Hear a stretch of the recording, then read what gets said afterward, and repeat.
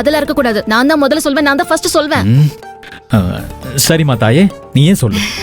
Thank you. சொல்லாதற. இல்ல, பொண்ணு பார்க்க வந்தப்ப நீங்க மாமா கிட்ட ஒரு விஷயத்த சொல்லி விட்டீங்க. அத நீங்க மறந்திருக்க மாட்டீங்க.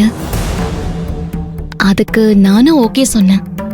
அதே மாதிரி நானும் அப்பா மாமா கிட்ட ஒரு கண்டிஷன் சொல்லி விட்டேன். இது என்ன புது விஷயமா இருக்கு? நம்ம கண்டிஷனுக்கு ஆதரவு ஓகே சொல்லிருச்சுன்னு அப்பா சொன்னாரே தவிர பதிலுக்கு ஆதரவு ஒரு கண்டிஷனை போட்டுச்சுன்னு சொல்லவே இல்லையே. என்னவா இருக்கும்? என்னங்க என்ன யோசிச்சுட்டு இருக்கீங்க? ஒண்ணு இல்ல, நீ என்ன சொல்லணுமோ அதை சொல்லு. கல்யாணத்துக்கு அப்புறமா நாம அக்கா அக்கா அப்பா கூப்பிடுறாங்க.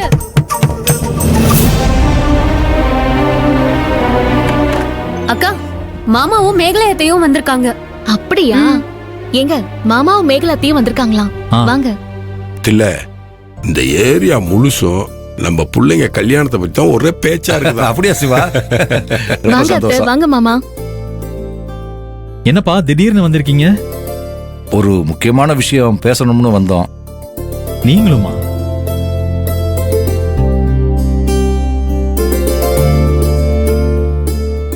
என்னப்பா? ஆமா இல்ல, நீ வந்ததுல இருந்து முக்கியமான விஷயம் பேச வந்தோன்னு சொன்ன.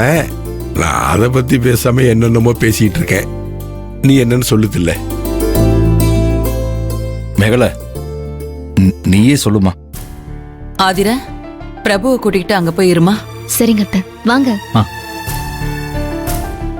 அப்பா, நான் பந்தல்காரனுங்க செட்டில் பண்ணிட்டு வந்துடுறேன். பார்த்து சரி வா.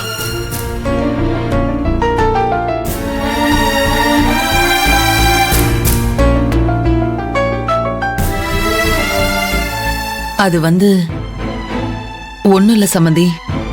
இன்னைக்கு நடக்கிற விசேஷத்தை எங்க வீட்டுல வச்சுக்கலான்னு நினைச்சு அத பத்தி கலந்து பேசிட்டு போலான்னு தான் வந்தோம்.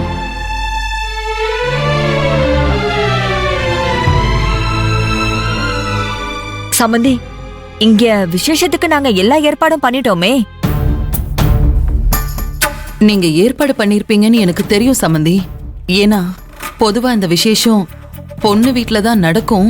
ஆனா எங்க குடும்பத்துல, எங்க வம்சத்துல இந்த விசேஷம் மாப்பிள்ளை வீட்டுல நடக்கிறது தான் வழக்கமா இருக்கு.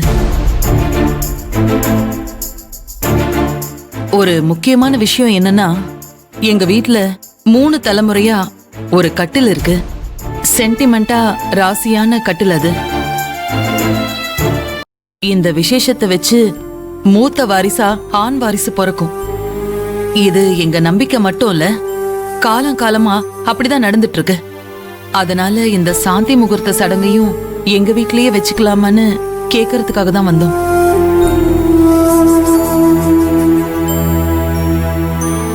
ஆஹா, வெரி குட். நம்ம ஃபர்ஸ்ட் நைட் நம்ம வீட்லயே நடந்தா ஆதரகிட்ட தனி கொடுத்தனம் போறத பத்தி ஃப்ரீயா ஈஸியா பேசி டிஸ்கஸ் பண்ண முடியும். காலையில புது வீட்டுக்கு கிளம்பி போகவும் வசதியா இருக்கும். நீங்க உங்களுக்கு இருக்கிற சென்டிமெண்ட பத்தி சொல்லிட்டீங்க. அதே மாதிரி எங்களுக்கும் சில சென்டிமெண்ட்ஸ் எல்லாம் இருக்குல்ல. என் அக்கா கௌரியே ஆதிரைக்கு பொண்ணா வந்து பிறக்கணும்னு நான் வேண்டி இருக்கேன். அதனால இந்த விசேஷம் இங்க எங்க வீட்லயே நடக்கட்டுமே.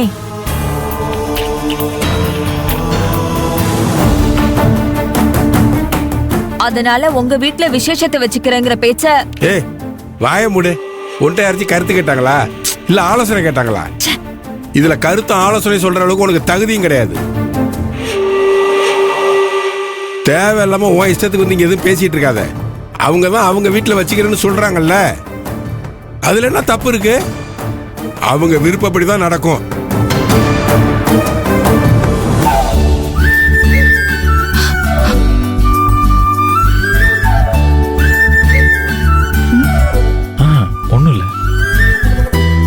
இல்ல சொல்லு சிவா. உங்க விருப்பப்படியே உங்க வீட்லயே இந்த விசேஷம் நடக்கட்டும்.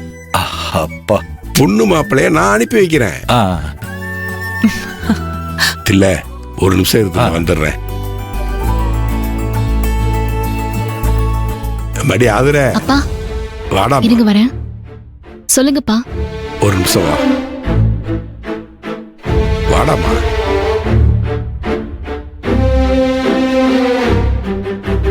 அப்பா மடி, உனக்கு நான் எதுவும் சொல்ல தேவையில்லை. நீ எல்லாம் புரிஞ்ச புள்ள, புத்திசாலி புள்ள.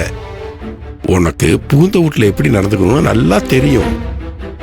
மடி, ஒரு வீட்டுல பையனுக்கு கல்யாணம் நடந்தா ஒரு புது சொந்தம் நம்ம வீட்டுக்கு வரப்போகுதுன்னு அர்த்தம்.